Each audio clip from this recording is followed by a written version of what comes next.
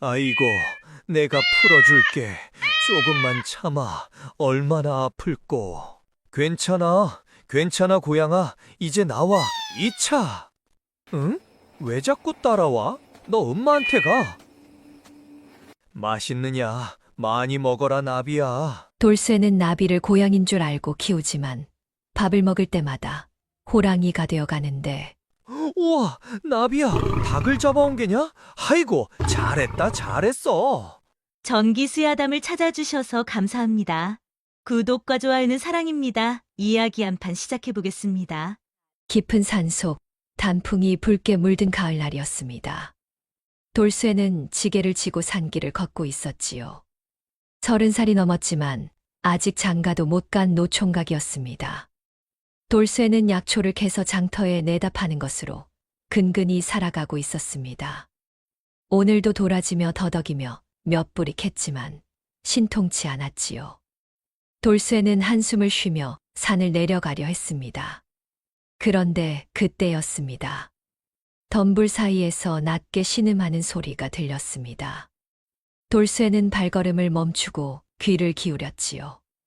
끙끙거리는 소리가 계속 들렸습니다. 돌쇠는 조심스럽게 덤불을 헤치고 들어갔습니다. 그리고 그곳에서 믿을 수 없는 광경을 보았습니다. 쇠로 된 덫에 앞발이 걸린 새끼 짐승이 있었습니다. 처음에는 살긴가 했는데 자세히 보니 아니었습니다. 귀가 둥글고 몸에 줄무늬가 있었으며 송곳니가 삐죽 나와 있었지요. 돌쇠는 숨이 턱 막혔습니다. 호랑이였습니다. 새끼 호랑이였지만 분명 호랑이였습니다. 돌쇠는 황급히 뒷걸음질 쳤습니다. 새끼가 있으면 어미가 근처에 있을 게 뻔했습니다. 지금 당장 도망가야 했지요. 하지만 돌쇠가 돌아서려는 순간 새끼 호랑이가 끙끙거리며 돌쇠를 쳐다보았습니다. 그 눈빛이 너무 애처로웠습니다. 앞발에서는 피가 흘러내리고 있었고 몸은 떨리고 있었지요. 돌쇠는 멈칫했습니다. 그리고 주위를 살폈습니다. 어미 호랑이의 흔적은 보이지 않았습니다. 아마도 사냥을 나갔다가 새끼가 덫에 걸린 것 같았지요. 돌쇠는 다시 새끼 호랑이를 보았습니다. 새끼는 여전히 돌쇠를 쳐다보고 있었습니다. 마치 살려달라고 애원하는 것 같았습니다. 돌쇠는 한참을 망설였습니다. 그리고 중얼거렸습니다. 이거 큰일 났네. 이거 완전 큰일 났어. 하지만 발걸음은 새끼 호랑이 쪽으로 향하고 있었습니다. 돌쇠는 덜덜 떨면서도 더 잡해 무릎을 꿇었지요. 새끼 호랑이는 으르렁거렸지만 힘이 없었습니다. 돌쇠는 떨리는 손으로 덫을 열었습니다. 죄가 벌어지자 새끼의 앞발이 풀려났고 피가 더 많이 흘러나왔습니다. 돌쇠가 말했습니다. 야야, 날 물지 마라. 나 도와주는 거다. 알아들어? 새끼 호랑이는 으르렁거리는 것을 멈추고 돌쇠를 빤히 쳐다보았습니다. 돌쇠는 허리춤에 차고 있던 헝겊을 꺼내 상처를 감싸주었습니다. 피가 멈추지 않았지만 일단 동여매는 것밖에 할 수 없었지요. 돌쇠는 일어서며 말했습니다. 자, 이제 어미가 올 테니 여기 있어라. 난 간다. 하지만 돌쇠가 돌아서자 새끼 호랑이가 끙끙거리며 일어나 비틀거렸습니다. 돌쇠를 따라오려는 것이었지요. 돌쇠는 손사래를 치며 말했습니다. 안 돼, 안 돼. 넌 여기 있어야 해. 어미가 찾으러 올 거야. 하지만 새끼는 계속 따라왔습니다. 다리를 절뚝거리며 피를 흘리며 따라왔지요. 돌쇠는 난감했습니다. 이러다 어미 호랑이와 마주치면 자신이 죽을 게 뻔했습니다. 하지만 새끼를 이대로 두고 가자니 양심이 찔렸습니다. 상처가 심해서 그냥 두면 죽을 것 같았으니까요. 돌쇠는 하늘을 올려다보며 한숨을 쉬었습니다. 그리고 중얼거렸습니다. 아이고, 내가 미쳤나 보다. 돌쇠는 지게를 내려놓고 새끼 호랑이를 안아 올렸습니다. 생각보다 무거웠지만 안을만 했지요. 새끼는 돌쇠의 품에서 가만히 있었습니다. 돌쇠는 새끼를 지게에 올려놓고 재빨리 산을 내려갔습니다. 뒤에서 어미 호랑이가 쫓아올까봐 쉬지 않고 걸었지요. 해가 질 무렵 돌쇠는 겨우 집에 도착했습니다. 산 아래 외딴 집이었는데 주변에 사람이 없어 다행이었습니다. 돌쇠는 새끼 호랑이를 마루에 내려놓고 물을 떠왔습니다. 그리고 상처를 다시 살폈지요. 발목이 깊게 찢어져 있었고 염증이 생긴 것 같았습니다. 돌쇠는 약초를 찧어서 상처에 발라주었습니다. 새끼는 아픈지 낑낑거렸지만 돌쇠를 물지는 않았습니다. 돌쇠는 깨끗한 천으로 상처를 다시 감싸주었지요. 그리고 밥을 퍼다 주었습니다. 남은 밥에 된장국을 말아 놓았더니 새끼는 허겁지겁 먹어치웠습니다. 돌쇠는 그 모습을 보며 말했습니다. 많이 배고팠구나. 어미를 며칠이나 못 본 거야? 새끼는 밥그릇을 깨끗이 비우고 돌쇠를 올려다 보았습니다. 그리고 꼬리를 살랑살랑 흔들었지요. 돌쇠는 피식 웃었습니다. 호랑이가 꼬리를 흔드는 걸 보니 신기했습니다. 마치 강아지 같았지요. 돌쇠가 말했습니다. 며칠만 있다가 나아지면 산으로 보내줄 거다. 알았지? 새끼는 고개를 돌쇠 손에 비비며 가르랑거렸습니다. 돌쇠는 조심스럽게 새끼의 머리를 쓰다듬어 주었습니다. 털이 부드러웠고 체온이 따뜻했지요. 돌쇠는 속으로 생각했습니다. 이거 잘못하면 큰일 나는데 어쩌다 이렇게 됐나 하고 말입니다. 그날 밤 돌쇠는 새끼 호랑이를 마루에 두고 잠을 청했습니다. 하지만 한숨도 자지 못했습니다. 혹시 어미 호랑이가 찾아올까봐, 혹시 새끼가 밤중에 사람을 해칠까봐 불안했지요. 하지만 새끼는 조용히 자고 있었고 어미도 나타나지 않았습니다. 며칠이 지났습니다. 돌쇠는 매일 새끼의 상처를 소독하고 약을 발라주었습니다. 밥도 챙겨 먹였고 물도 갈아주었지요. 새끼는 점점 기운을 차렸고 상처도 아물기 시작했습니다. 그리고 돌쇠를 따라다니기 시작했습니다. 돌쇠가 마당에 나가면 따라 나갔고 돌쇠가 밥을 먹으면 옆에 앉아 있었지요. 일주일쯤 지났을 때 돌쇠는 새끼를 산으로 데려가려 했습니다. 이제 상처도 많이 나았고 혼자 살 수 있을 것 같았지요. 돌쇠는 새끼를 안고 산으로 올라갔습니다. 그리고 깊은 숲속에 새끼를 내려놓으며 말했습니다. 자, 이제 가거라. 여기가 내 집이야. 하지만 새끼는 움직이지 않았습니다. 그저 돌쇠를 올려다볼 뿐이었지요. 돌쇠는 손을 흔들며 말했습니다. 가라니까 어서 가. 돌쇠는 돌아서서 산을 내려갔습니다. 하지만 뒤에서 발자국 소리가 들렸습니다. 돌아보니 새끼가 따라오고 있었습니다.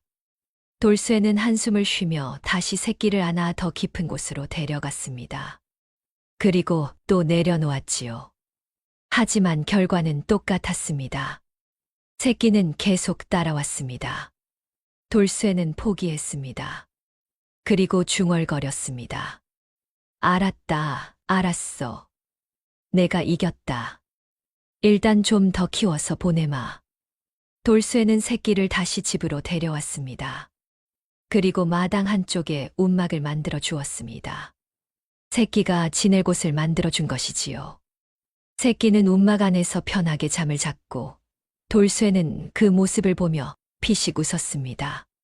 그날 저녁 돌쇠는 새끼에게 이름을 지어주기로 했습니다. 가만히 생각해보니 이름이 필요할 것 같았지요. 돌쇠는 새끼의 털을 쓰다듬으며 말했습니다. 이름이 뭐가 좋을까? 범이, 아니야, 너무 뻔하잖아. 돌쇠는 한참을 고민하다가 문득 떠올렸습니다. 새끼가 처음 자신을 따라올 때 비틀거리며 날아오는 나비처럼 보였던 것을 말이지요. 돌쇠는 웃으며 말했습니다. 나비. 내 이름은 나비다. 새끼는 꼬리를 흔들며 가르랑거렸습니다. 마치 이름이 마음에 든다는 듯이 말이지요. 돌쇠는 나비의 머리를 쓰다듬어 주었습니다. 그리고 속으로 생각했습니다. 며칠만 더 키우다가 보내야지. 그때는 진짜 보내야지 하고 말입니다. 달이 떠올랐고 나비는 움막 안에서 편하게 잠들었습니다. 돌쇠도 방으로 들어가 잠자리에 누웠습니다. 오늘 하루도 무사히 지나갔고 내일도 그럴 거라고 믿으며 말이지요. 한 달이 지났습니다. 나비는 눈에 띄게 자라고 있었습니다. 처음 데려왔을 때는 고양이만 했는데 이제는 큰 개만큼 컸지요. 돌쇠는 나비가 자랄 때마다 놀랐습니다. 이렇게 빨리 크는 줄 몰랐거든요. 하지만 나비는 여전히 돌쇠에게만은 순했습니다. 꼬리를 흔들며 따라다녔고 밥을 먹을 때면 옆에 앉아서 기다렸지요. 돌쇠는 나비를 숨기느라 애를 먹었습니다. 이웃집이 멀긴 했지만 가끔 지나가는 사람들이 있었거든요. 그래서 낮에는 나비를 움막 안에 숨겨두었고 밤에만 마당에 풀어주었습니다.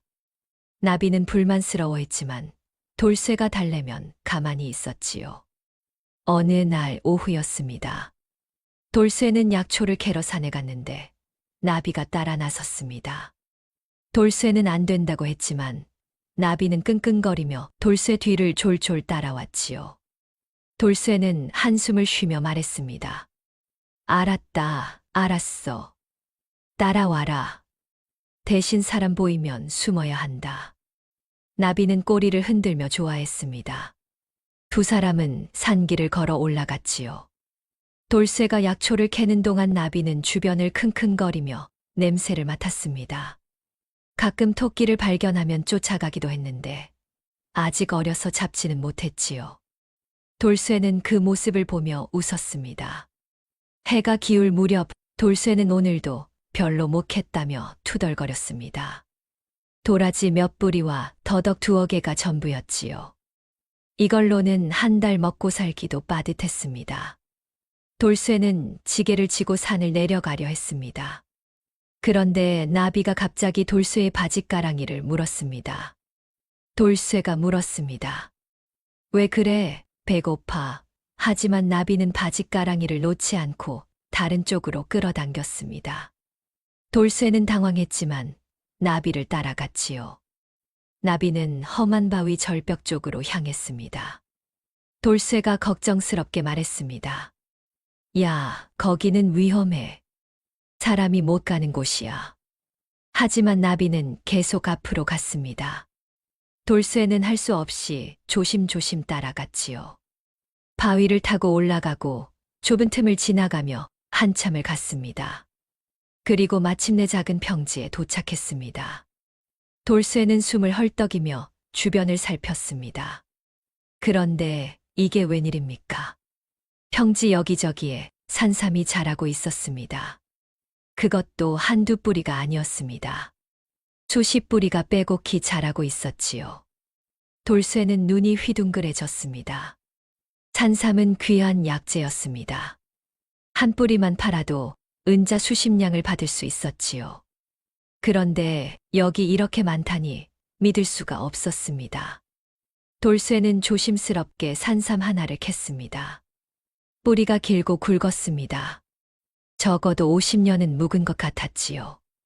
이 정도면 100냥은 받을 수 있었습니다. 돌쇠는 떨리는 손으로 산삼을 지게에 넣었습니다. 그리고 나비를 보며 말했습니다. 나비야, 내가 이걸 어떻게 알았어? 나비는 꼬리를 흔들며 돌쇠에게 다가왔습니다. 돌쇠는 나비를 꼭 안아주었지요. 고맙다고, 정말 고맙다고 말했습니다. 나비는 가르랑거리며 돌쇠 품에 안겨 있었습니다. 그날부터 돌쇠는 조금씩 산삼을 캐기 시작했습니다. 한꺼번에 다 캐면 의심을 살 것 같아서 한 달에 한두 뿌리씩만 캤지요. 그리고 장터가 아니라 먼 고을의 약재상에 팔았습니다. 한양까지 가서 팔기도 했고요. 약재상 주인들은 산삼을 보자마자 눈빛이 달라졌습니다. 이렇게 좋은 산삼은 보기 드물다며 기꺼이 비싼 값을 쳤지요. 돌쇠는 번 돈으로 먼저 빚을 갚았습니다. 그리고 쌀과 고기를 샀습니다. 나비가 점점 커지면서 먹는 양도 늘어났거든요. 이제는 밥만으로는 부족했습니다. 고기를 사다가 익혀서 주었지요. 나비는 고기를 매우 좋아했습니다. 석 달이 지나자 나비는 송아지만큼 컸습니다. 이제는 마당 움막도 좁아 보였지요. 돌쇠는 걱정이 되기 시작했습니다. 이대로 가다가는 이웃들에게 들킬 것 같았거든요. 하지만 나비를 보낼 수는 없었습니다. 나비 덕분에 돈을 벌고 있었고 무엇보다 정이 들었으니까요. 돌쇠는 고민 끝에 결심했습니다. 산 아래 떨어진 곳에 땅을 사서 집을 짓기로 했지요. 더 외진 곳이라면 나비를 키우기에도 좋을 것 같았습니다.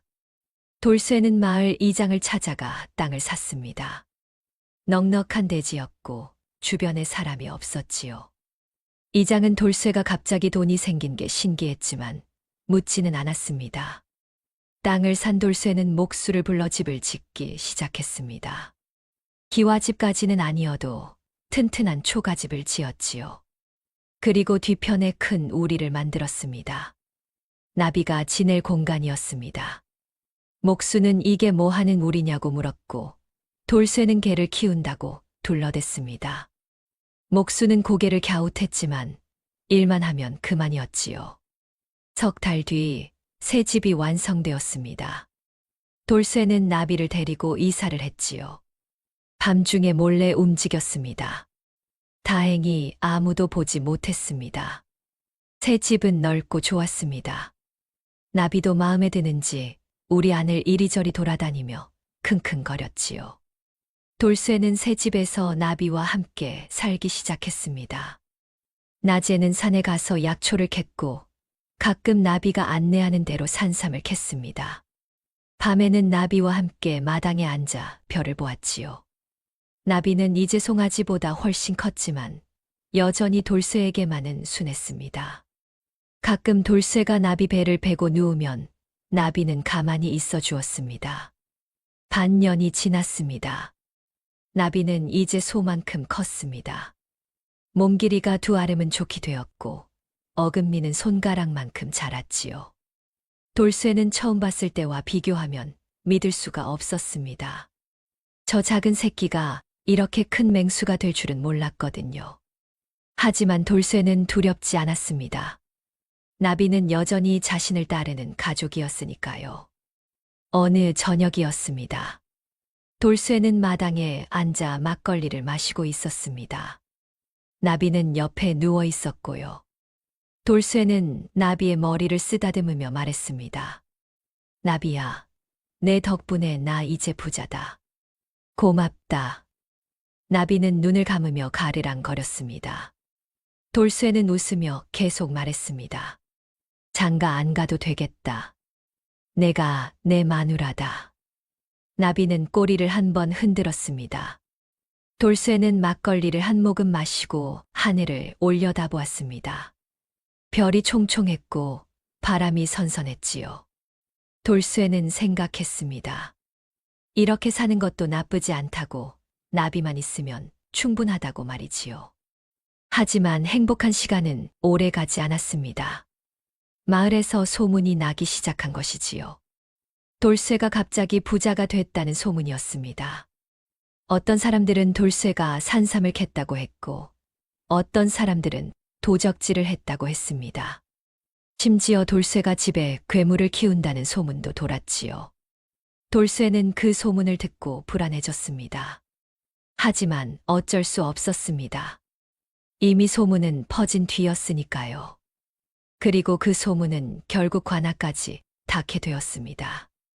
1년이 지났습니다. 나비는 이제 완전히 다 자란 백두산 호랑이가 되었습니다. 몸 길이만 해도 세 아름이 넘었고 어금니는 손목만큼 굵었지요. 한 번 으르렁거리면 땅이 울릴 정도였습니다. 하지만 나비는 여전히 돌쇠 앞에서는 새끼 고양이처럼 굴었습니다. 돌쇠가 부르면 달려왔고 배를 까고 누워 배를 쓰다듬어 달라고 조를 기도했지요. 돌쇠의 삶은 완전히 달라져 있었습니다. 산삼을 팔아 모은 돈으로 넓은 밭을 샀고 마을에서 가장 큰 기와집을 지었습니다. 쌀독에는 쌀이 가득했고 장독대에는 항아리가 줄지어 있었지요. 나비 덕분에 밭에는 멧돼지도 오지 않아 수확도 남들보다 훨씬 많았습니다. 돌쇠는 이제 마을 사람들이 부러워하는 부자가 된 것이었습니다. 하지만 문제가 생기기 시작했습니다. 어느 날 새벽 이웃집 영감이 황급히 돌쇠를 찾아왔습니다. 자기네 소가 새벽에 발광을 하며 우리를 부수고 도망쳤다는 것이었지요. 돌쇠는 미안해하며 소 값을 물어주겠다고 했습니다. 하지만 속으로는 알고 있었습니다. 나비가 밤에 담을 넘어 이웃집까지 갔던 것을 말이지요. 며칠 뒤에는 다른 이웃이 찾아왔습니다. 밤에 집 근처에서 이상한 소리를 들었다고, 마치 맹수가 으르렁거리는 것 같았다고 말했지요. 돌쇠는 아무것도 모른다고 잡아댔습니다. 하지만 소문은 이미 퍼지기 시작했습니다.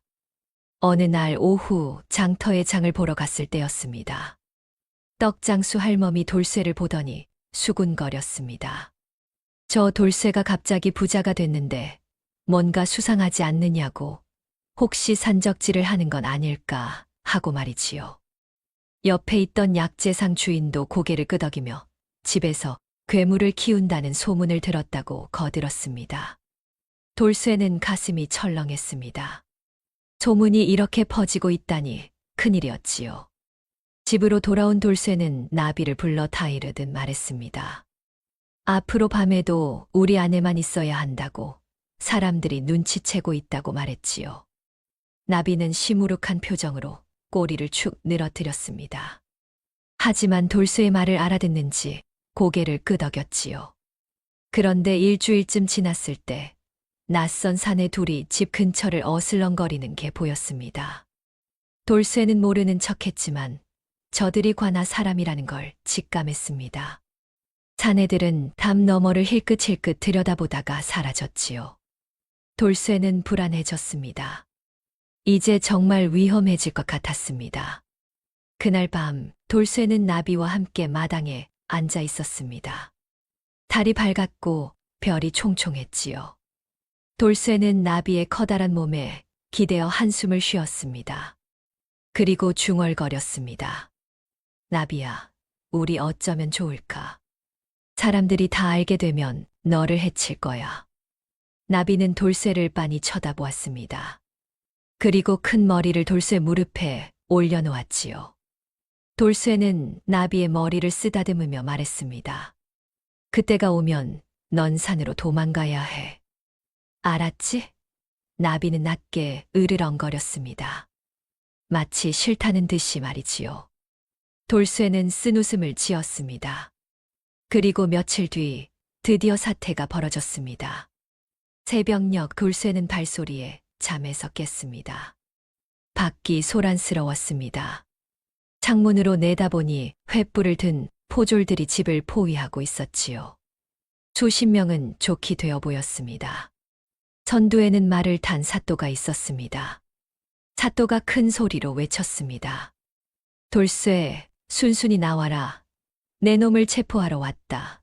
돌쇠는 황급히 옷을 걸치고 밖으로 나갔습니다. 뒤편 우리에서 나비가 으르렁거리는 소리가 들렸지요. 돌쇠는 급히 뒤를 돌아보며 소리쳤습니다. 나비야, 조용히 해. 나오지 마. 하지만 나비의 소리는 점점 커졌습니다. 우리 안에서 발광을 하는 것 같았지요. 돌쇠는 다급했습니다. 포졸들이 나비를 발견하면 큰일이었으니까요. 돌쇠는 사또 앞으로 다가가며 물었습니다. 무슨 일이십니까? 제가 무슨 죄를 지었습니까? 사또는 말해서 내려 돌쇠를 빤히 쳐다보았습니다. 그리고 비웃듯 말했습니다. 내 놈이 무슨 짓을 했는지 내가 더 잘 안다고. 갑자기 부자가 된 것도 수상하고 밤마다 괴상한 소리가 난다는 소문도 들렸다고 말이지요. 돌쇠는 억울했지만 애써 침착하게 대답했습니다. 저는 산삼을 캐서 판 것뿐입니다. 아무 죄도 없습니다. 사또는 코웃음을 쳤습니다. 산삼이라고 그럼 그 산삼밭이 어디 있는지 말해보라고 따져 물었지요. 돌쇠는 입을 다물었습니다. 말할 수 없었습니다. 산삼밭 위치를 알려주면 사또가 독차지할 게 뻔했으니까요. 사또는 돌쇠의 침묵을 보고 씩 웃었습니다. 그리고 포졸들에게 저놈을 결박하고 집안을 뒤지라고 명령했습니다. 포졸들이 우르르 달려들었습니다. 돌쇠는 저항했지만 소용없었지요. 포승줄에 묶였고 포졸들은 집 안으로 들이닥쳤습니다. 집 안에서 은자 항아리가 발견되었고 사또는 흡족한 표정을 지었습니다. 그때였습니다.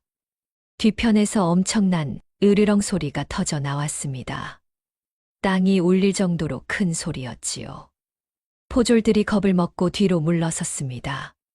사또는 눈을 가늘게 뜨고 뒤편을 바라보았습니다. 저게 뭐냐고 가서 확인하라고 명령했지요. 포졸 몇 명이 떨리는 다리로 우리 쪽으로 다가갔습니다. 하지만 나비가 더 크게 으르렁거리자 포졸들은 주춤했지요. 우리 안에서 거대한 그림자가 움직이는 게 보였습니다. 돌쇠는 필사적으로 소리쳤습니다. 나비야, 안 돼. 나오지 마. 사또는 돌쇠를 보며 물었습니다. 나비, 저 안에 뭐가 있느냐? 돌쇠는 입을 다물었습니다. 사또는 포졸들에게 당장 문을 열라고 명령했습니다. 포졸들이 우리 문 쪽으로 다가갔습니다. 하지만 나비가 문을 안쪽에서 발로 찾아 문이 흔들렸지요. 포졸들은 겁을 먹고 물러섰습니다. 사또는 혀를 찼습니다. 일단 저놈부터 끌고 가겠다고, 나중에 다시 와서 저 안에 뭐가 있는지 확인하겠다고 말했지요. 포졸들은 돌쇠를 끌고 가기 시작했습니다. 돌쇠는 뒤를 돌아보며 나비를 걱정했습니다. 나비는 우리 안에서 미친 듯이 으르렁거리고 있었지요. 우리 문을 부수려고 발광하는 것 같았습니다. 돌쇠는 눈물이 날 것 같았습니다. 하지만 꾹 참았습니다. 그리고 마음속으로 빌었습니다. 나비야, 제발 무사해라. 나는 괜찮으니까 내가 살아남아라. 해가 떠오르고 돌쇠는 관아로 끌려갔습니다. 평화로웠던 날들은 끝이 났고 이제 진짜 실현이 시작되는 것이었습니다. 관아 옥에 갇힌 지 사흘이 지났습니다. 돌쇠는 좁고 어두운 단방에서 하루하루를 보냈지요. 밥은 하루에 한 번, 그것도 쥐새끼가 먹다 남긴 것 같은 찬밥 한 덩이뿐이었습니다. 물은 더러워서 목구멍으로 넘기기도 힘들었고요. 하지만 돌쇠가 가장 걱정하는 건 자신이 아니었습니다. 나비였습니다. 집에 혼자 남겨진 나비가 무사한지, 밥은 먹고 있는지, 포졸들이 다시 찾아가지는 않았는지 걱정이 태산 같았지요. 감방 안은 악취가 진동했습니다. 구석에는 오물통이 놓여 있었고 벽에는 이끼가 자라고 있었지요. 햇빛은 작은 창살 틈으로만 들어왔고 밤이면 쥐들이 바닥을 기어다녔습니다. 돌쇠는 벽에 기대어 앉아 눈을 감았습니다. 나비가 자신의 배를 베고 자던 따뜻한 밤들이 떠올랐지요. 마당에서 막걸리를 마시며 나비와 함께 별을 보던 날들, 나비가 꼬리를 흔들며 자신을 반기던 모습들이 하나하나 떠올랐습니다. 이제 다시는 그런 날들이 오지 않을 것 같았습니다. 사흘째 되는 날 오후 포졸이 감방문을 거칠게 열었습니다. 돌쇠를 끌고 나가 신문실로 데려갔지요. 신문실에는 최사또가 높은 자리에 앉아 있었습니다. 옆에는 형틀과 곤장이 놓여 있었고 빨갛게 달군 인두도 보였습니다. 벽에는 쇠사슬이 걸려 있었고 바닥에는 핏자국이 말라붙어 있었지요. 돌쇠는 무릎을 꿇었습니다. 다리가 후들거렸지만 꾹 참았습니다. 사또는 돌쇠를 내려다보며 천천히 입을 열었습니다. 돌쇠, 마지막으로 묻겠다. 내가 숨겨둔 산삼밭이 어디 있느냐? 순순히 말하면 살려주마. 돌쇠는 고개를 저었습니다. 말할 수 없었습니다. 그곳은 나비가 찾아준 곳이었고 사람이 함부로 알아서는 안 되는 곳이었지요. 게다가 사또가 자신을 살려줄 리 없었습니다. 산삼밭 위치를 알려주면 입막음을 당할 게 뻔했습니다. 사또는 얼굴을 붉히며 소리쳤습니다. 이놈이 끝까지 버티는구나. 좋다. 그런 매를 맞으며 정신을 차려봐라. 사또가 손짓하자 포졸들이 달려들어 돌쇠를 형틀에 묶었습니다. 돌쇠의 두 다리를 형틀 사이에 끼우고 나무를 조였지요. 뼈가 으스러질 것 같은 고통이었습니다. 돌쇠는 이를 악물었지만 신음이 새어 나왔습니다. 포졸이 곤장을 들어 돌쇠의 종아리를 내리쳤습니다. 한 대, 두 대, 세 대. 살갗이 터지고 피가 흘러내렸습니다. 돌쇠는 정신을 잃을 것 같았지만 꾹 참았습니다.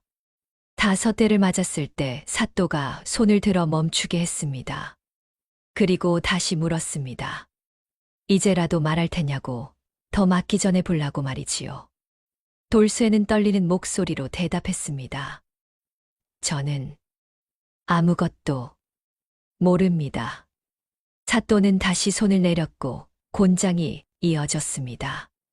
6대, 7대, 8대.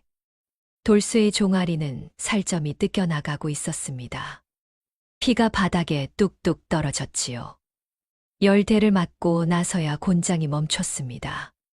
돌쇠는 숨을 헐떡이며 고개를 떨구었습니다. 사또는 화가 머리끝까지 치밀어 올랐습니다. 하지만 곧 표정을 바꾸고 다른 방법을 썼지요. 사또가 부드러운 목소리로 말했습니다. 내가 고집을 부려봤자 내 몸만 상한다고, 차라리 협조하는 게 어떻겠느냐고 회유했습니다. 산삼밭 위치만 알려주면 너를 놓아주겠다고, 아니 오히려 은자 100냥과 벼슬자리까지 주겠다고 달콤한 제안을 했지요. 사또는 웃음까지 띠며 돌쇠를 달랬습니다. 돌쇠는 유혹이 느껴졌습니다. 하지만 고개를 저었습니다. 사또를 믿을 수 없었습니다. 산삼밭 위치를 알려주면 사또는 자신을 죽여버릴 게 뻔했지요. 입막음을 하는 것입니다. 돌쇠는 입을 굳게 다물었습니다. 사또는 돌쇠가 흔들리지 않자 다시 얼굴을 굳혔습니다. 그리고 다른 질문을 던졌습니다. 좋다고, 그럼 내 집 뒤편 우리에는 뭐가 있느냐고. 포졸들이 보고하기를 엄청난 괴물 소리가 들렸다고 하던데 뭐냐고 따져 물었지요. 돌쇠는 가슴이 철렁했습니다. 나비 이야기가 나온 것입니다. 돌쇠는 침착하게 대답했습니다. 그냥 개입니다. 큰 개를 키우고 있습니다. 사또는 코웃음을 쳤습니다. 개가 그렇게 큰 소리를 낼 리 있느냐고. 포졸들 말로는 땅이 울렸다고 하던데 호랑이 아니냐고 의심했지요. 사또의 눈빛이 번뜩였습니다. 호랑이라는 말에 욕심이 생긴 것이었습니다. 돌쇠는 당황했지만 애써 태연한 척했습니다. 호랑이라니요. 말도 안 됩니다. 제가 어떻게 호랑이를 키웁니까? 사또는 잠시 돌쇠를 빤히 쳐다보았습니다. 그리고 음흉한 미소를 지었지요. 사또가 말했습니다. 좋아. 그럼 내일 내 집에 다시 가서 확인해 보겠다. 만약 호랑이가 나온다면 그 가죽은 내가 가져가겠다. 호랑이 가죽 한 장이면 조정에 바쳐 승진할 수 있지. 아니면 비싸게 팔 수도 있고. 돌쇠는 피가 거꾸로 솟는 것 같았습니다.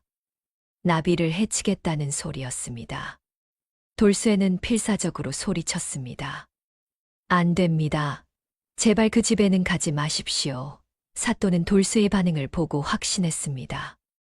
역시 뭔가 있다는 것을 말이지요.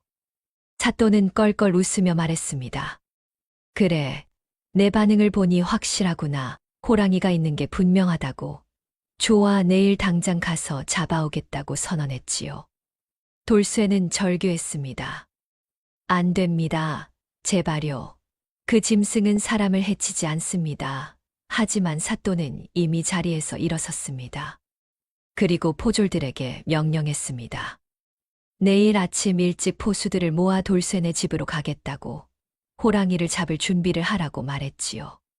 활과 창을 준비하고 그물도 챙기고 덫도 가져가라고 세세하게 지시했습니다.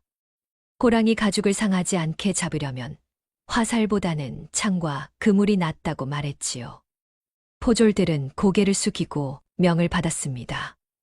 돌쇠는 형틀에 묶인 채로 눈물을 흘렸습니다. 나비를 지킬 수가 없었습니다. 이대로 가면 나비가 죽을 것이었지요. 돌쇠는 하늘을 원망했습니다. 어째서 이런 일이 생긴 것인지, 자신이 무슨 잘못을 했는지 알 수가 없었습니다. 그저 산에서 죽어가는 새끼를 구해준 것뿐인데 왜 이런 벌을 받아야 하는지 이해할 수 없었습니다. 포졸들이 돌쇠를 형틀에서 풀어 다시 감방으로 끌고 갔습니다. 돌쇠는 다리를 절뚝거리며 걸었지요. 종아리에서는 피가 흘러내렸고 걸을 때마다 찢어지는 듯한 고통이 밀려왔습니다. 감방에 도착하자 포졸이 돌쇠를 안으로 거칠게 밀어넣고 문을 쾅 하고 잠갔습니다. 돌쇠는 바닥에 주저앉아 고개를 떨구었습니다. 그날 밤 돌쇠는 잠을 이룰 수 없었습니다. 나비 생각뿐이었습니다. 내일이면 사또가 포수들을 이끌고 집으로 갈 것이었습니다. 그리고 나비를 죽이려 할 것이었지요. 나비는 강하지만 수십 명의 포수들을 상대할 수는 없었습니다. 화살과 창에 맞아 죽을 것이었습니다. 아니면 그물에 걸려 산채로 잡혀갈지도 몰랐습니다. 돌쇠는 중얼거렸습니다. 나비야, 미안하다고. 내가 너를 지키지 못해서 미안하다고 말이지요. 돌쇠는 눈물을 흘리며 벽에 머리를 기댔습니다. 달빛이 창살 사이로 비쳐 들어왔지만 돌쇠의 마음은 깊은 어둠 속에 빠져 있었습니다. 차가운 바닥에 누워도 잠은 오지 않았습니다. 그저 나비가 무사하기를, 어떻게든 도망가기를 빌 뿐이었습니다. 한편 그 시각 돌쇠네 집에서는 나비가 우리 안에서 안절부절 못하고 있었습니다. 돌쇠가 떠난 지 사흘이 지났는데 돌아오지 않았습니다. 나비는 우리 문을 발로 차고 땅을 긁으며 불안해했지요. 밥도 먹지 않았고 물도 마시지 않았습니다. 그저 돌쇠만 기다렸습니다. 나비는 본능적으로 알고 있었습니다. 돌쇠에게 위험이 닥쳤다는 것을 말이지요. 나비는 낮게 으르렁거리며 하늘을 올려다보았습니다. 달이 밝았고 별이 총총했습니다. 나비는 결심했습니다. 내일 해가 뜨면 우리를 부수고 나가겠다고, 돌쇠를 찾아가겠다고 말이지요. 아무도 나비를 막을 수 없었습니다. 밤이 깊어갔습니다. 관아의 감방에서는 돌쇠가 벽에 기댄 채 눈을 감고 있었고, 돌쇠네 집에서는 나비가 우리 안에서 눈을 부릅뜨고 있었습니다. 두 사람 모두 내일을 걱정하고 있었지요. 내일이면 모든 것이 결판날 것이었습니다. 동이 트기 시작했습니다. 관아 마당에는 포수들이 모여들었습니다. 20명이 넘는 숫자였고 모두 활과 창으로 무장하고 있었지요. 최사또는 말을 타고 그들 앞에 섰습니다. 사또는 포수들에게 명령했습니다. 오늘 호랑이를 잡으러 간다고 가죽을 상하지 않게 조심해서 잡으라고 말했지요. 포수들은 고개를 끄덕이며 무기를 챙겼습니다. 감방에 갇힌 돌쇠는 밖에 소란을 들었습니다. 말발굽 소리와 사람들의 목소리가 들렸지요. 돌쇠는 가슴이 철렁했습니다. 사또가 정말 나비를 잡으러 간다는 것을 깨달았습니다. 돌쇠는 창살을 붙잡고 소리쳤습니다. 안 돼, 안 됩니다. 제발. 하지만 아무도 들어주지 않았습니다. 포졸 하나가 지나가다 돌쇠를 흘끗 보고는 코웃음을 치며 지나갔지요. 돌쇠는 무릎을 꿇고 주저앉았습니다. 나비를 구할 방법이 없었습니다. 그 시각 돌쇠네 집에서는 나비가 마침내 움직였습니다. 새벽 첫 빛이 들자마자 나비는 우리 문을 향해 몸을 날렸습니다. 쿵 하는 소리와 함께 문이 박살났습니다. 나무 조각들이 사방으로 튕겨나갔지요. 나비는 자유의 몸이 되었습니다.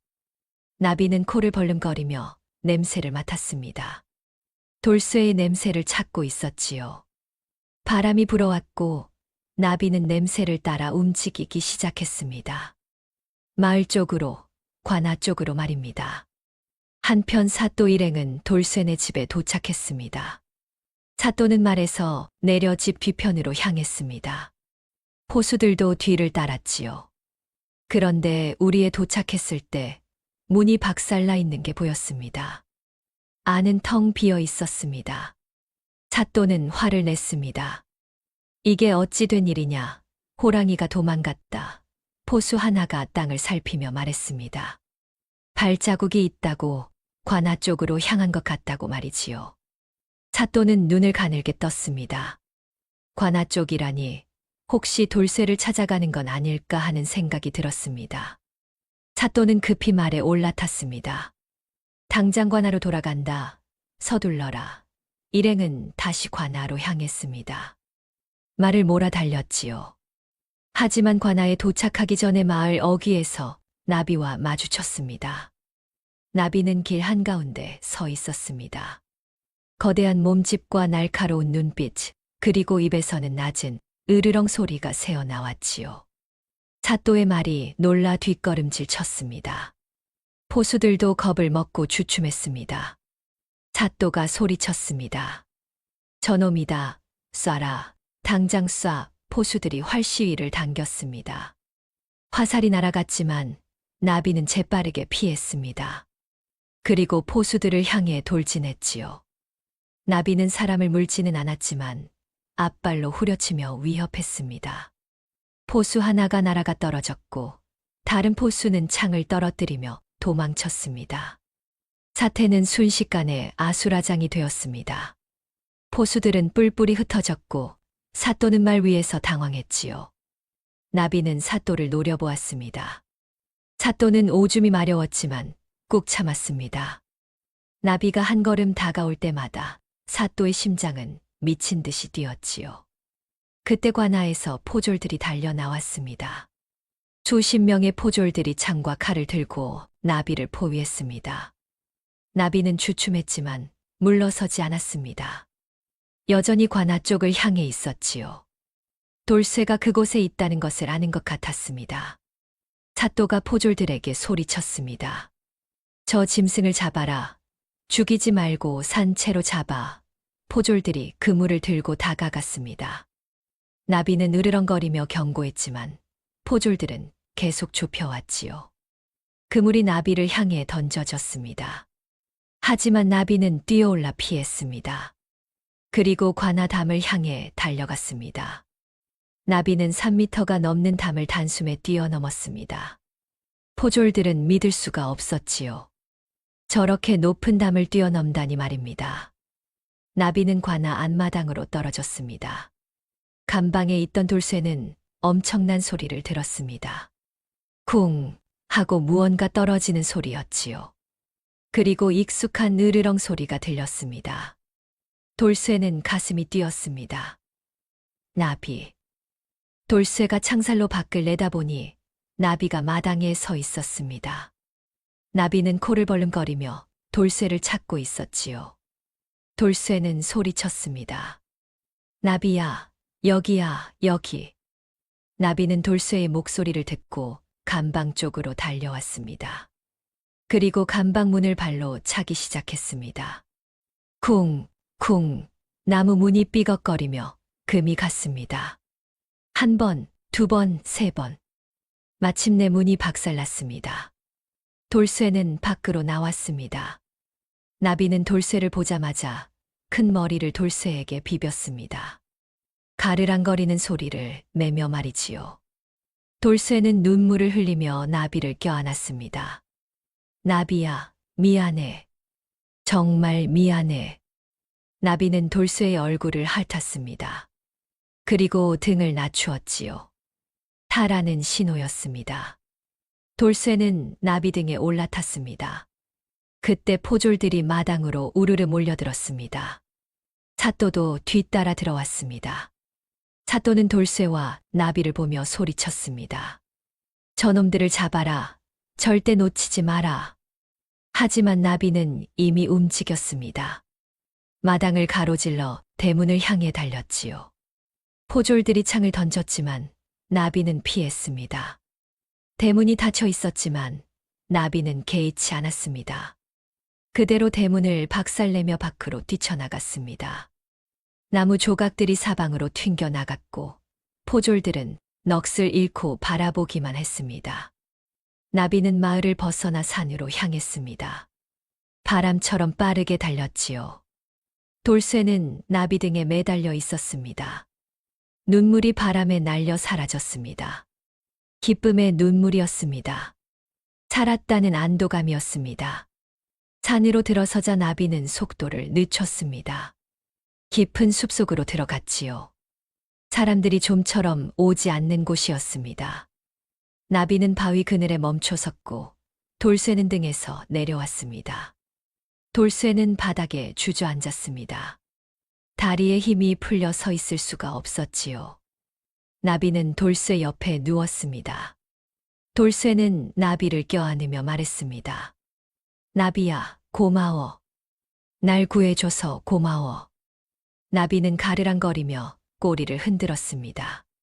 돌쇠는 나비의 털을 쓰다듬었습니다. 그리고 생각했습니다. 이제 어떻게 살아야 할까? 관아에서는 자신을 쫓을 것이고 마을로는 돌아갈 수 없을 것이라고 말이지요.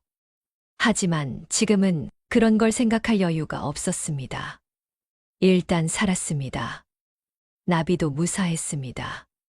그것만으로도 충분했습니다. 돌쇠는 나비에게 기대어 눈을 감았습니다. 피곤이 밀려왔지요. 나비는 돌쇠를 지키며 주변을 경계했습니다. 아무도 이곳까지는 오지 못할 것이었습니다. 해가 중천에 떴습니다. 숲속은 고요했고 새들이 지저귀고 있었습니다. 돌쇠와 나비는 그곳에서 휴식을 취했습니다. 하지만 이것은 시작에 불과했습니다. 잣도는 포기하지 않을 것이었고 더 많은 사람들을 이끌고 올 것이었습니다. 진짜 싸움은 이제부터였습니다. 사흘이 지났습니다. 돌쇠와 나비는 깊은 산속에 숨어 지냈습니다.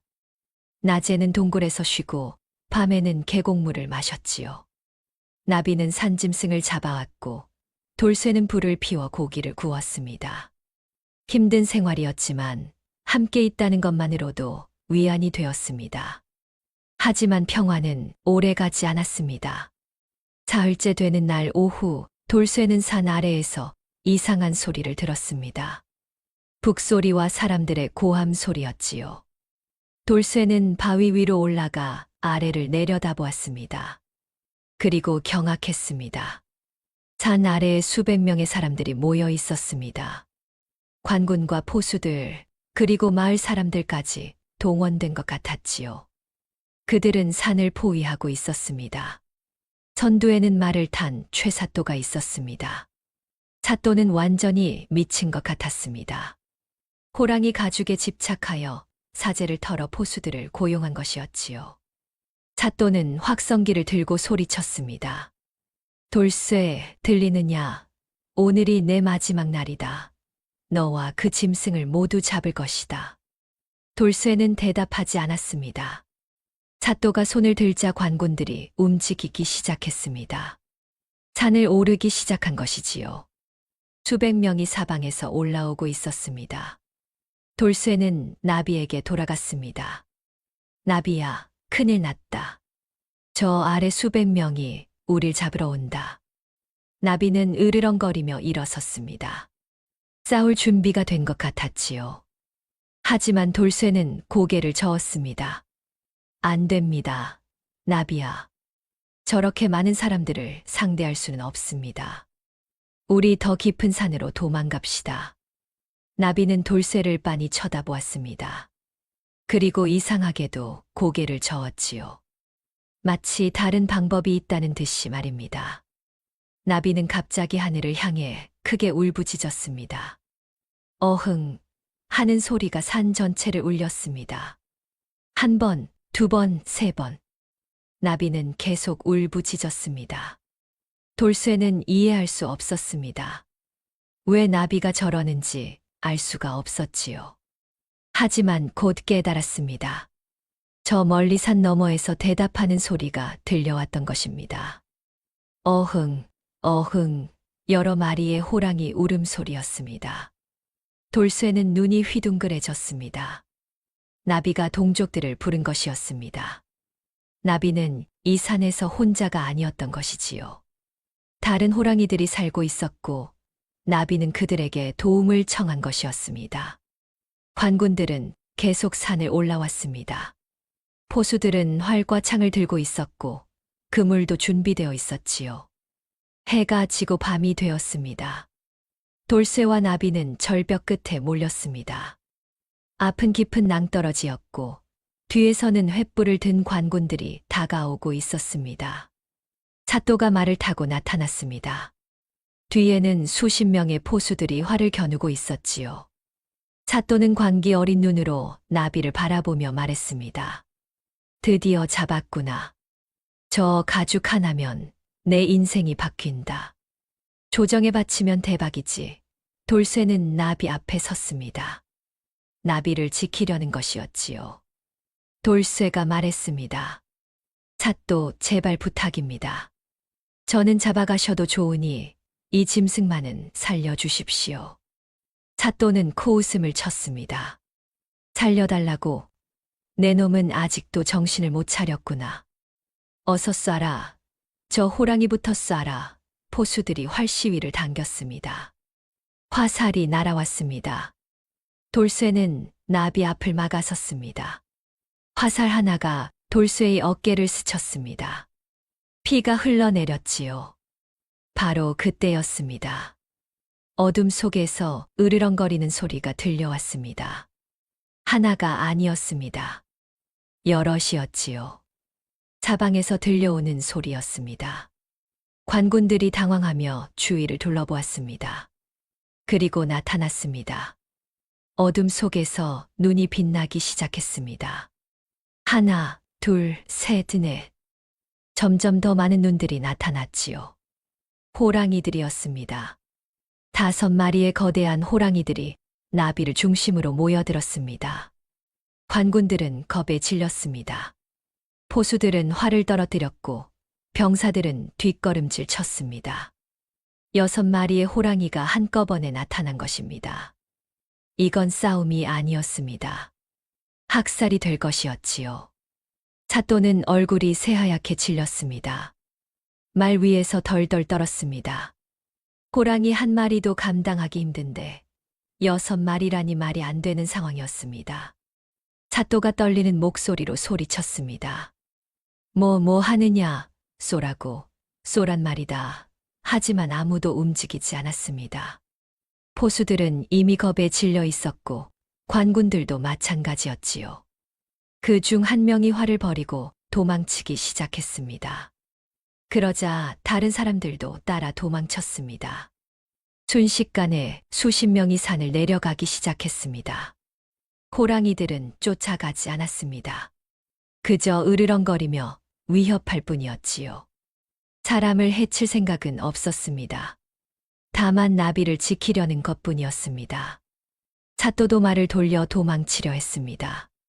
하지만 말이 겁을 먹고 뒷발로 서더니 사또를 떨어뜨렸습니다. 사또는 바닥에 나동그라졌고 말은 그대로 달아났지요. 사또는 기어서 도망가려 했지만 다리의 힘이 풀려 일어날 수가 없었습니다. 나비가 천천히 사또에게 다가갔습니다. 사또는 울음을 터뜨렸습니다.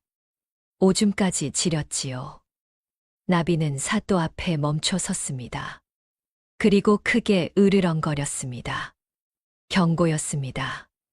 다시는 이곳에 오지 말라는 경고였지요. 사또는 고개를 끄덕이며 용서를 빌었습니다.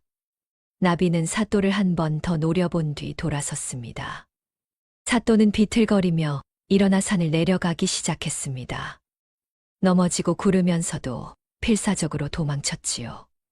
순식간에 산속은 조용해졌습니다. 관군들은 모두 도망갔고 돌쇠와 나비 그리고 5마리의 호랑이들만 남았습니다. 돌쇠는 다른 호랑이들을 보며 긴장했습니다. 하지만 호랑이들은 나비에게 다가가 코를 비볐습니다. 가족이거나 친구인 것 같았지요. 나비는 호랑이들에게 돌쇠를 소개했습니다. 낮게 울부짖으며 무언가를 설명하는 것 같았습니다. 호랑이들은 돌쇠를 쳐다보았습니다. 돌쇠는 긴장했지만 호랑이들은 적대적이지 않았습니다. 그저 호기심 어린 눈으로 바라볼 뿐이었지요. 한참 뒤 호랑이들은 하나둘 어둠 속으로 사라지기 시작했습니다. 제 갈 길을 가는 것이었습니다. 나비와 인사를 나누고는 산 깊은 곳으로 사라졌지요. 마지막 한 마리가 사라지자 다시 돌쇠와 나비만 남았습니다. 돌쇠는 나비를 껴안았습니다. 눈물이 흘러내렸습니다. 살았습니다. 나비도 무사했습니다. 그리고 다른 호랑이들 덕분에 위기를 넘긴 것이었습니다. 돌쇠는 중얼거렸습니다. 나비야, 내 친구들이 우릴 구해줬구나. 정말 고맙다. 나비는 가르랑거리며 돌쇠의 얼굴을 핥았습니다. 돌쇠는 웃으며 나비의 머리를 쓰다듬어 주었습니다. 이제 정말 끝났습니다. 사또는 도망갔고 관군들도 다시는 오지 않을 것이었습니다. 달빛이 두 사람을 비추고 있었습니다. 산속은 고요했고 바람이 부드럽게 불었습니다. 돌쇠와 나비는 그곳에서 하룻밤을 보냈습니다. 내일이면 새로운 선택을 해야 할 것이었습니다. 마을로 돌아갈지 아니면 산에서 계속 살지 말입니다. 하지만 그건 내일 생각할 일이었습니다. 오늘은 그저 살아있다는 것에 감사할 뿐이었습니다. 그날 밤이 지나고 며칠이 흘렀습니다. 돌쇠와 나비는 산속 깊은 곳에서 지냈습니다. 돌쇠는 고민했습니다. 마을로 돌아갈 수 있을까? 아니면 평생 이렇게 숨어 살아야 할까? 하고 말이지요. 나비는 돌쇠 옆에서 조용히 지켜보고 있었습니다.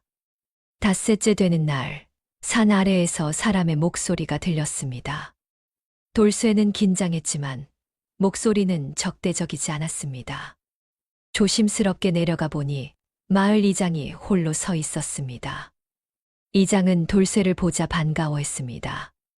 돌쇠, 무사하구나. 마을 사람들이 다들 걱정했네. 돌쇠는 의아했습니다.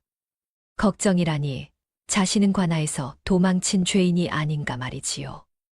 이장이 설명했습니다. 사또가 도망간 뒤 며칠 지나지 않아 상부에서 조사관이 내려왔다고 사또의 비리가 모두 밝혀졌다고 말했습니다. 부당한 세금 징수, 뇌물수수, 무고한 백성 고문, 모든 것이 드러난 것이었지요. 사또는 파직되어 한양으로 압송되었고 곧 처벌을 받을 것이라고 했습니다. 돌쇠는 안도의 한숨을 쉬었습니다. 이장이 계속 말했습니다. 돌쇠, 마을로 돌아오게. 자네는 죄가 없네. 새로 부임한 사또께서도 자네 일은 문제 삼지 않으신다고 하셨어.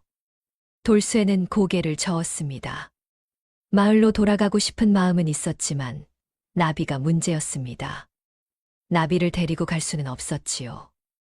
돌쇠가 말했습니다. 감사합니다, 이장님. 하지만 저는 이곳에 있겠습니다. 마을로 돌아갈 수 없습니다. 이장은 돌쇠의 눈빛을 보고 이해했습니다. 저 호랑이 때문이라는 것을 말이지요. 이장은 한참을 생각하다가 말했습니다. 그럼 이렇게 하세. 마을 근처 산 아래의 작은 움막이라도 짓고 살게. 완전히 산속에만 있을 필요는 없지 않은가. 가끔 마을에도 내려오고 말이야. 돌쇠는 그 제안이 괜찮다고 생각했습니다. 완전히 은둔하는 것도 완전히 마을로 돌아가는 것도 아닌 중간이었지요. 돌쇠는 고개를 끄덕였습니다. 며칠 뒤 돌쇠는 산 아래 외진 곳에 작은 움막을 지었습니다. 마을에서는 보이지 않지만 그렇다고 너무 깊은 산속도 아닌 곳이었지요. 이장과 마을 사람 몇몇이 도와주었습니다. 나무를 구해다 주고 짚을 날라다 주었습니다. 움막이 완성되자 돌쇠는 그곳에 자리를 잡았습니다. 나비는 산속 깊은 곳에 살기로 했습니다. 돌쇠가 움막에 있는 동안 나비는 산에서 지냈지요. 하지만 밤이면 가끔 움막 근처까지 내려왔습니다. 돌쇠는 그럴 때마다 나비를 맞이했습니다. 함께 앉아 별을 보았고 나비의 머리를 쓰다듬어 주었습니다. 어느 날 저녁 돌쇠가 움막 앞에서 불을 피우고 있을 때였습니다. 나비가 나타났는데 혼자가 아니었습니다. 뒤에 작은 새끼 2마리가 따라왔지요. 돌쇠는 눈이 휘둥그레졌습니다. 나비야, 내가 새끼를 낳았구나. 나비는 꼬리를 흔들며 새끼들을 돌쇠에게 소개했습니다. 새끼들은 조심스럽게 돌쇠에게 다가왔지요. 돌쇠는 조심스럽게 손을 내밀었고 새끼 하나가 돌쇠 손에 코를 비볐습니다. 돌쇠는 미소를 지었습니다. 나비가 가족을 이룬 것이었습니다. 그날 밤 돌쇠는 나비와 새끼들에게 고기를 구워 주었습니다. 새끼들은 허겁지겁 먹었고 나비는 흐뭇하게 지켜보았지요. 돌쇠는 생각했습니다. 나비가 이제 완전히 야생으로 돌아간 것 같다고. 하지만 그래도 자신을 잊지 않고 찾아와 준다고 말이지요. 계절이 바뀌어 봄이 왔습니다. 돌쇠는 가끔 마을에 내려가 물건을 샀습니다. 마을 사람들은 돌쇠를 반겼지요. 어떤 이는 떡을 주기도 했고 어떤 이는 술을 나눠주기도 했습니다. 돌쇠는 그들에게 고마워했습니다. 하지만 밤이 되면 돌쇠는 움막으로 돌아갔습니다. 그리고 나비를 기다렸지요. 나비는 자주 오지는 않았지만 한 달에 1~2번은 꼭 찾아왔습니다. 새끼들도 함께 왔고 점점 자라고 있었습니다. 1년이 지났습니다. 돌쇠는 산 아래에서 평화롭게 살았습니다. 가끔 약초를 캐서 마을에 팔기도 했고 이장이 부탁하는 일을 도와주기도 했지요. 나비는 여전히 산속에서 살았고 가끔 돌쇠를 찾아왔습니다. 새끼들은 이제 제법 컸고 나비만큼은 아니지만 충분히 큰 호랑이가 되었습니다. 어느 여름날 저녁이었습니다. 돌쇠는 움막 앞에서 피리를 불고 있었습니다. 옛날 나비가 새끼였을 때 자주 불어주던 곡이었지요. 그때 숲속에서 나비가 나타났습니다. 혼자였습니다. 나비는 돌쇠 옆에 누웠고 돌쇠는 피리를 내려놓고 나비를 쓰다듬어 주었습니다. 나비야, 내 새끼들은 어디 있니? 나비는 산 쪽을 바라보았습니다. 이제 새끼들이 독립할 나이가 된 것 같았지요. 돌쇠는 고개를 끄덕였습니다. 그리고 중얼거렸습니다. 그래, 다들 제 갈 길을 가는 거지. 넌 좋은 엄마였어, 나비야. 나비는 가르랑거리며 돌쇠에게 머리를 기댔습니다. 두 사람은 그렇게 한참을 앉아 있었습니다.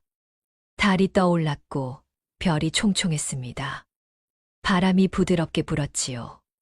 세월이 흘렀습니다. 돌쇠는 나이가 들었지만 여전히 산 아래에서 살았습니다. 나비도 나이가 들었지만 여전히 돌쇠를 찾아왔습니다. 두 사람의 이야기는 마을에 전설로 남았습니다. 사람들은 말했습니다. 산속 깊은 곳에 호랑이와 함께 사는 사내가 있다고. 그 사내가 피리를 불면 호랑이가 나타난다고 말이지요. 어떤 이는 실제로 봤다고 했습니다. 바위 위에서 호랑이에 기댄 채 피리를 부는 사내를 말입니다. 마을 어른들은 아이들에게 이 이야기를 들려주었습니다. 그리고 말했습니다. 짐승도 은혜를 입으면 목숨을 걸고 갚는데 사람이 짐승만도 못해서야 되겠느냐고 말이지요. 은혜를 저버리지 말고 받은 만큼 갚으며 살라고 가르쳤습니다. 돌쇠와 나비의 이야기는 그렇게 대대로 전해졌습니다. 어떤 이는 과장된 이야기라고 했고 어떤 이는 진짜라고 믿었습니다. 하지만 중요한 건 이야기가 주는 교훈이었습니다. 사람들은 이렇게 말했습니다. 호랑이 굴에 들어가도 정신만 차리면 산다고. 돌쇠가 바로 그 산 증거라고 말했습니다.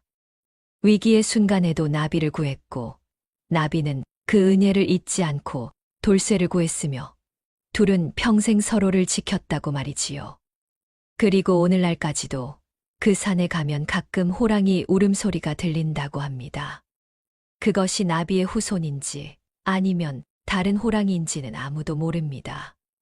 하지만 마을 사람들은 믿습니다. 저 산속 어딘가의 돌쇠와 나비의 이야기가 아직도 살아 숨쉬고 있다고 말입니다.